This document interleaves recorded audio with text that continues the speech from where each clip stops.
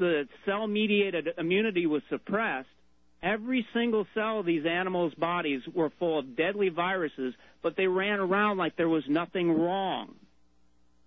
All of my life, people with stage 4 cancer have told me personally, I was never sick a day in my life. If we go back to the 1930s pre-Hitler Germany, a doctor named Enderlein demonstrated with live blood analysis that your immune system can be disabled. You can be infected, you can be full of disease, but you will not feel sick because your body isn't fighting it.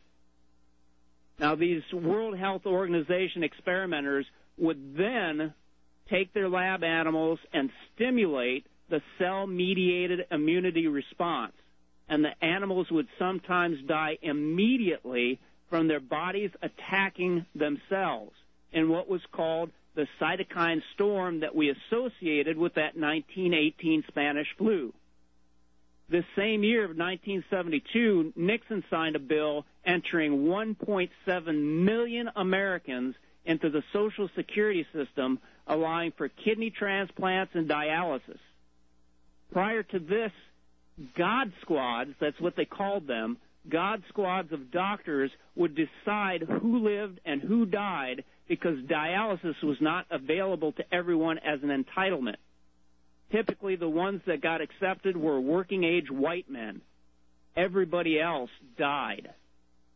Again, in 1972, this is our magic year, folks, work began on anti-fertility vaccines. When Dr. Carley talks about weapons of mass destruction and genocide, we have proof in the NATO books. We have proof in all of their writings of what they have been doing since this very time frame. All vaccines cause serum sickness. Serum sickness causes kidney disease in everybody. In the wake of the 1972 WHO memos, they focused on kidney disease. Why would Nixon suddenly enter millions of Americans into a program for the treatment of kidney disease?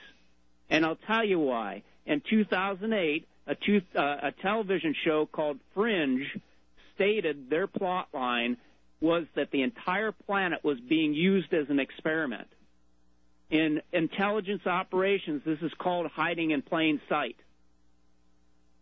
The reimbursement for dialysis has actually gone down 60% in adjusted dollars since 1972, yet multi-billion-dollar industries have grown on it.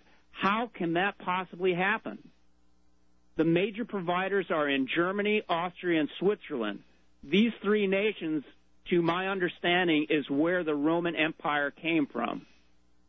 What better way to monitor the progress of your experiment on an entire human population of the world than to create an entire industry around it with centralized reporting of the test results, such as the electronic methods that they have with Medicare and the HMOs?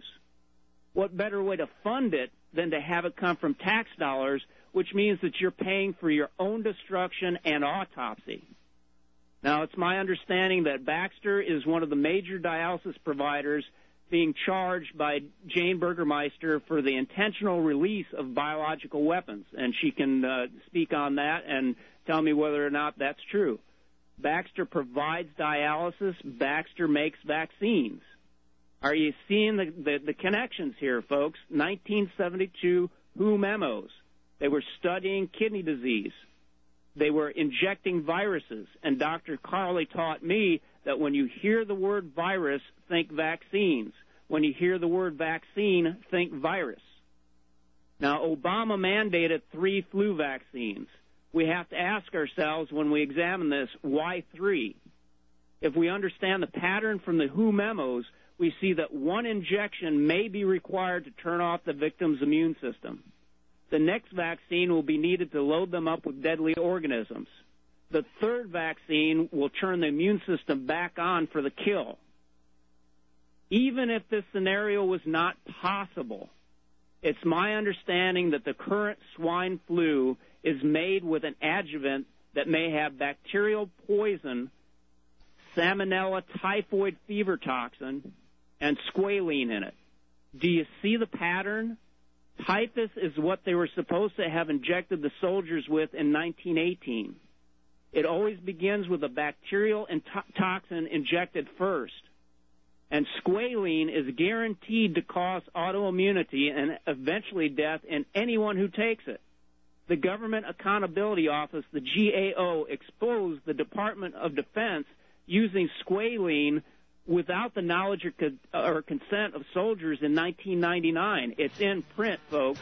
I've been sending this out to all my list. But Failing America, where today we're talking about the show that can save the globe from mass genocide if we reach critical mass. My special guest right now is researcher Patrick Jordan from Illinois. Patrick, please continue with your presentation on the WHO memos. Don't forget to mention where people can obtain your excellent, outstanding book, giving the best timeline of this genocidal preparation I've ever seen. Go ahead. Thank you, Dr. Carley. I left off with the GAO exposing the Department of Defense knowingly poisoning soldiers without knowledge or consent with squalene, and they denied it even though an independent lab confirmed it. These vaccine manufacturers are making known poisons. There are no excuses or explanations for this. This is an assault. This is a weapon. Modern medicine and science has all the appearance today, from my analysis of everything that I have gone through, of being a Manhattan Project-style organization of compartmentalized research with a common goal of creating weapons of mass destruction, with only the top Elu Amun Atis knowing exactly what the game plan is. If I could just say, Patrick, I want people to realize they have declared war upon the people, and they are using the name health in exchange for what they're really doing, which is killing. It's always opposite day, like we say, Dr. Carley. Yes, the Satanic Creed is good is evil and evil is good. They are going to say it is health care. They are going to say that it is for your benefit. They are going to say that it is for your life.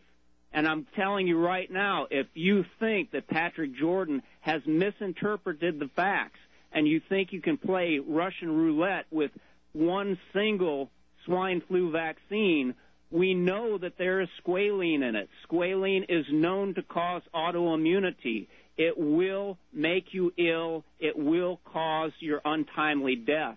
These are scientific facts. Now, the WHO memorandums also talk about subacute sclerosing panencephalitis, hemorrhagic fever, and rabies. These are the focus of my colleagues' studies, so I'm going to turn it over at this time for them to complete the picture of this full scope of a historical and planetary crime. And then for Dr. Carley, I'd like to tell the listeners that if they want to contact me by mail or email, that they can go to www.drcarley.com. That's drcarley.com. And there is a link to my information and my book if you would like to make a purchase.